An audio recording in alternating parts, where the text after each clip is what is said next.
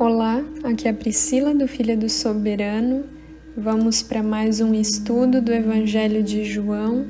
Hoje nós vamos estudar o capítulo 10. Já são quase 2 semanas inteiras de estudo e na próxima semana nós vamos para a terceira e última. E é assim, tá passando muito rápido e eu espero que você esteja sendo edificado. Então vamos lá, começando pelo verso 1.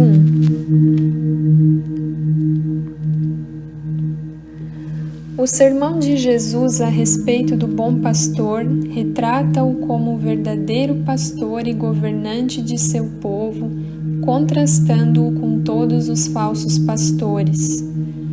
O curral servia para vários rebanhos passarem a noite seguros, cercados por muros, como uma porta controlada pelo porteiro. Cada pastor chamava o seu rebanho que o seguia. Verso 3. O porteiro era o auxiliar do pastor. A descrição, chama pelo nome, expressa um convite pessoal e não uma ordem autoritária dada a todos. Verso 8. Os ladrões e salteadores, a quem Jesus se referia, eram os fariseus. Verso 9. Quem entrar por meio de Cristo será salvo, terá vida eterna, tudo o que necessita para ser liberto do pecado, da culpa e da condenação. Jesus é a única porta da salvação. Não há salvação senão por Ele.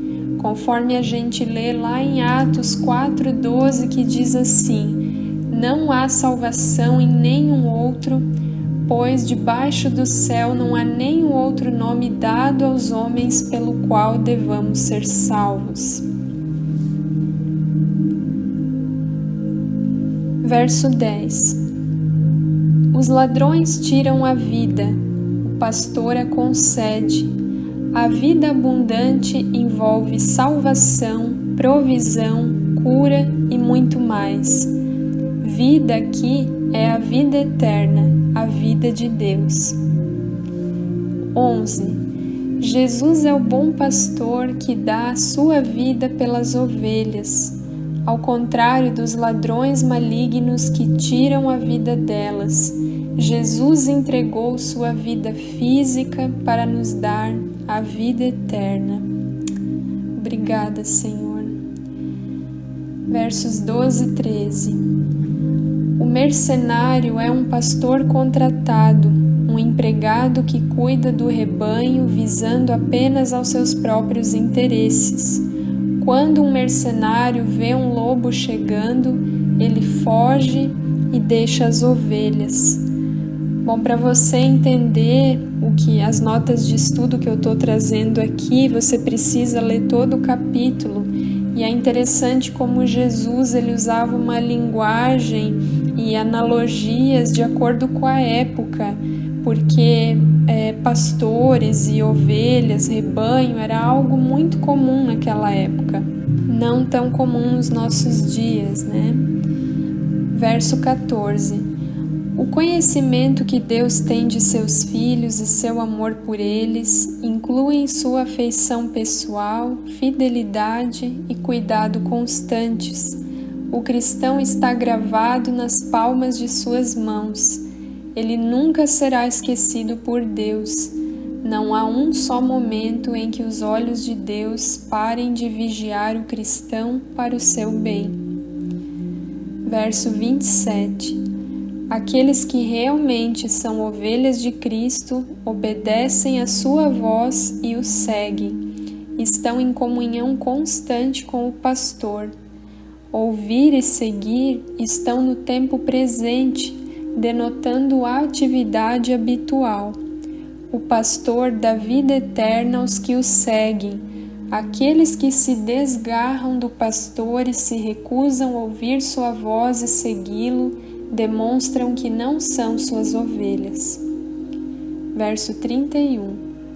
Essa não foi a primeira vez que os líderes judeus pegaram em pedras para atirarem Jesus, conforme a gente lê lá em João 8:59. aqueles que não podem resistir à verdade com seus argumentos sempre procuram silenciá-la pela força. E a gente vê isso, essa perseguição violenta, não só sobre a vida do nosso Senhor Jesus, mas há tantos cristãos que já foram perseguidos e mortos no decorrer da história e aqueles que ainda são. Infelizmente há algo que não é divulgado pela mídia, mas existe muita perseguição aos cristãos pelo mundo, países onde o cristianismo é proibido, e é exatamente isso que acontece. Quando não se pode resistir à verdade de Deus, à verdade que os cristãos carregam, essa verdade que liberta, que está apenas em Cristo Jesus, eles sempre tentam silenciar aqueles que são de Cristo pela força, e assim também fizeram com ele, levando ele até uma cruz. Verso 34. No Antigo Testamento, os juízes eram chamados de deuses, pois exerciam o direito de julgar de modo soberano como o próprio Deus. Foi assim com Moisés, a quem Yahvé disse que seria como um Deus para Arão, e esse seria uma voz ou um profeta para Moisés. A passagem de Salmos 82:6, citada aqui, refere-se aos juízes que violavam a lei. Em outras palavras, Jesus queria dizer que, como o nome de Deus for aplicado por Ele próprio a meros homens, não seria insensatez ou até mesmo blasfêmia aplicá-lo ao Filho encarnado.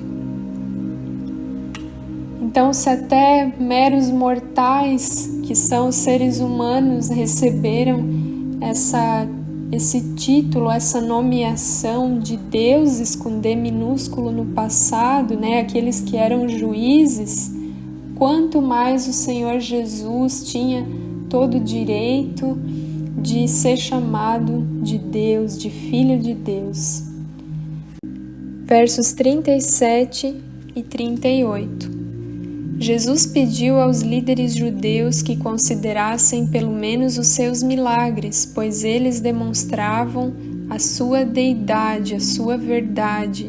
Veja que a principal questão aqui é crer. João jamais tirou de cena a condição única para se nascer de novo. O verbo traduzido por crer é usado 99 vezes nesse evangelho. É claro que Deus ele nos chamou para fazer o bem, para seguir os ensinamentos, os mandamentos dele, para andar de acordo com a palavra de Deus, e a Bíblia diz que sem santidade ninguém verá a Deus, mas aqui, conforme João deixou muito claro nesse evangelho que ele escreveu, a condição para alguém ser salvo é crer em Jesus, o Filho de Deus. Por isso que ele frisou tanto a incredulidade dos fariseus, e aqui ele diz que Jesus pedia aos líderes religiosos que eles crescem por causa dos milagres, porque ninguém podia fazer o que Jesus fez se não fosse o Filho de Deus, se não fosse um enviado de Deus, o próprio Deus na terra. Amém? Então esse foi o estudo, a reflexão de hoje. Hoje foi um pouco mais breve. Eu espero que você tenha sido edificado e amanhã tem mais. Que Deus te abençoe. Fique na paz.